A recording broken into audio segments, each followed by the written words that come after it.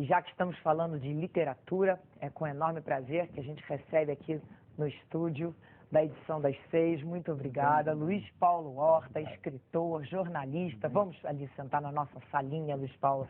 Membro da Academia Brasileira de Letras. Luiz Paulo Horta ocupa nada menos do que a cadeira que já pertenceu a Machado de Assis. É uma maravilha. E no dia 8 de novembro, Luiz Paulo vai estar lançando esse livro aqui, que é o livro A Bíblia, um diário de leitura. E é exatamente sobre isso que a gente conversa agora. Bom, Luiz Paulo, estamos falando sobre um dos livros mais importantes da humanidade, é do qual o seu livro trata. E o seu livro começa colocando uma questão que sempre me intrigou. Quem escreveu a Bíblia? Porque ao contrário do Corão, né, que é o livro dos muçulmanos, que não foi escrito foi escrito por Maomé e pelo anjo Gabriel. A Bíblia não, ditado, exatamente. A Bíblia não, né? Não. Eu comecei o livro perguntando quem escreveu a Bíblia, porque muita gente escreveu a Bíblia, né? A Bíblia é uma coleção de livros, também, diferentemente do Alcorão. A Bíblia é uma sucessão de livros escritos em épocas muito diferentes, por pessoas muito diferentes, né? Mas o que é interessante é que você lendo esses escritores, uns com mais talento, outros com menos talento, mas tem uma hora que acontece alguma coisa como se eles começassem a voar, né? Que é o que a gente chama de inspiração, né? Eu acho que você pode interpretar isso de um ponto de vista religioso, não é? Ou então simplesmente cultural. É um livro que tem o texto tem uma força enorme.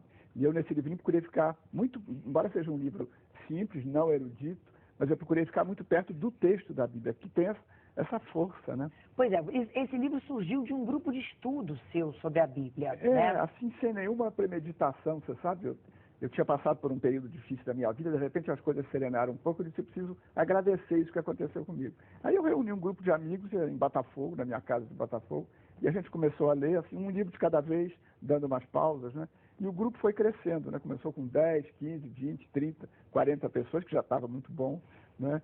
Então foi uma leitura, e isso durou 10 anos, a gente passou 10 anos nessa viagem, e eu acho que o que foi interessante, e foi isso que me animou a escrever o livro, é que foi uma leitura compartilhada, conversada, quase que discutida, né?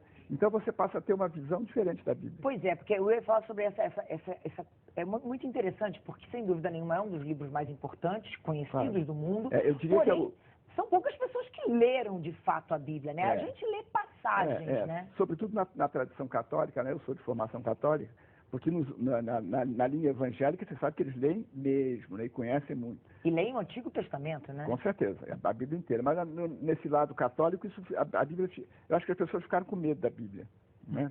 Porque inclusive você sabe que a reforma protestante começou muito em torno da Bíblia, lendo a Bíblia, publicando a Bíblia. Aí o meio católico se refugou, ficou arredio, e aí dizendo, não, mas a gente tem o catecismo. Tudo bem, o catecismo é uma coisa ótima, mas nada substitui a Bíblia, né? E como é que o Antigo Testamento e o Novo Testamento se relacionam, já que são livros tão diferentes?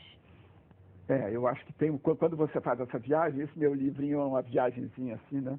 Eu acho que você vê o Cristo, por exemplo, né? O Cristo é anunciado no Antigo Testamento. Você pega um livro como Isaías, sobretudo o segundo Isaías, teve 2 Isaías, né? Você tem uns trechos ali que são proféticos, né? E você lê, por exemplo, o Novo Testamento, que não seria o Antigo. Mas você pega o Novo Testamento, está tão repleto de citações do Antigo, que você aí começa a descobrir. A gente fez muito nessa nossa leitura, a gente fazia esse contraponto. A gente lia um trecho do Antigo, um trecho do Novo. E você vê que eles se respondem.